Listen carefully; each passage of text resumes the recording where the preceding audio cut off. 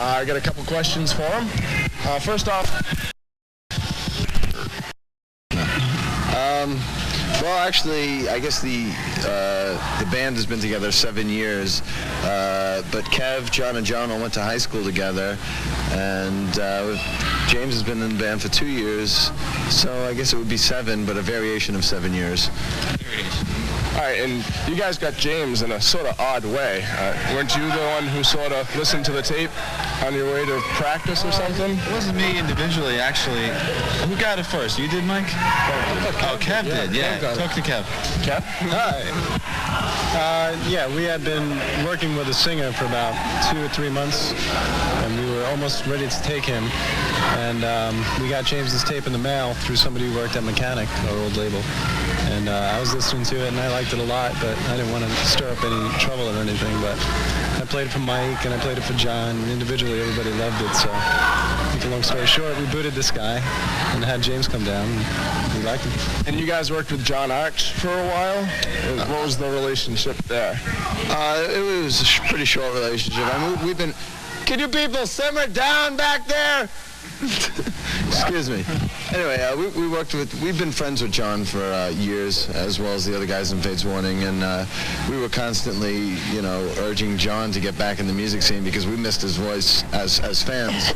And the situation came up where we were looking for a singer, and he's always been a big fan of ours, so we gave it a shot. It was a couple rehearsals and did some 4 tracks and stuff, and basically him driving back and forth from Connecticut, he realized he wasn't really into giving the 100% commitment that we needed. He's got a wife and a kid, and he just wanted to do the family thing, and we needed 100% commitment. So unfortunately, it didn't work out. But I have a couple of cool 4 tracks in my collection now from it. So a couple good bootlegs later on. Yeah. And you guys have something in common with Firehouse. Any one of you guys want to elaborate on that? Musically. No, not musically, but your album. Decide? Anybody? Well, David Prater? Prater. He produced both of our albums. Is that what gave it this sort of commercial edge? Both of our albums? You mean he's saying like Firehouse and yes. I understood him. I knew just what he was talking about. Thank you. I'm glad you did. Is that what gave you guys the sort of commercial sound that you sort of have in this album? Definitely. That's. I mean, the way that they put it, he was kind of hired to create a commercially viable. You did a good job. You guys are being played all over the place now. Definitely. MTV's picked you up pretty heavily. And now, James, you have, I saw the Pull Me Under video the other day. You're wearing a Napalm Death t-shirt. Any particular... Any particular reason for that? A fan? You know what? It just happened to be the shirt I was going to throw on that night. Good enough. I actually met Barney from Napalm Death, and he's a great guy. But to be quite honest with you, I haven't really listened sort of to coincidence. to their music. I thought maybe you were... I've been told a lot of good things about them. I thought maybe you were a big fan or something. No, but Mike is. Yeah, I've seen them. I mean, they're definitely extreme. But the ironic thing is that they're fans of ours. I mean, that's how we've gotten to know them, and Barney in particular. I mean, he's come to see us, and he brought us a bunch of shirts. He's a big fan. Who would have ever guessed that a band as extreme death metal as they are, or grindcore, whatever you'd want to call them, would appreciate what we do, but it just shows their open-mindedness, And you guys, the Pull Me Under video has some conceptual stuff sort of in it. Is there any meaning behind it? Would someone want to know? Meaningless? Just filler, so to speak? What's it about, James? No, I think that you should take this one, Kev, because Kev he wrote the lyrics. It's about, it's based on Hamlet, the lyrics to Hamlet. And it has some references, religious references, I'll just say.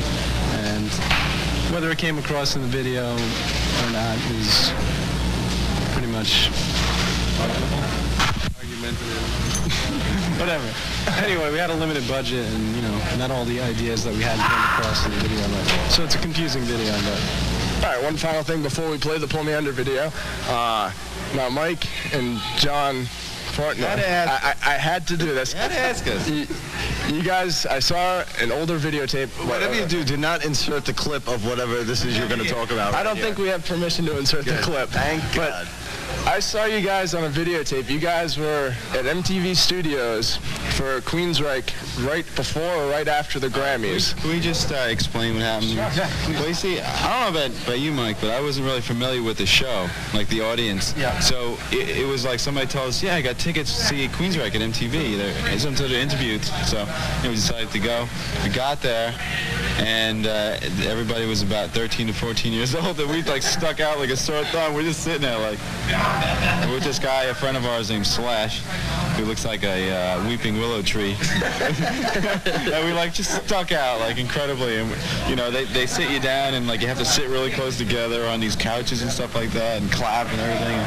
It was So it wasn't a pleasant experience. No. Do you guys have a copy of the videotape? No. I do. Do you? Yeah. For the archives. Yes, of course. The home video to come out soon. I'm expecting a copy of it. Every once in a while we meet somebody like you that actually saw it. And paid attention enough. That was very observant. I'm shocked to see that actually somebody saw it. All right, and now we're gonna play the we're gonna play the Pull Me Under video. Enjoy. Just one up. See it. 5,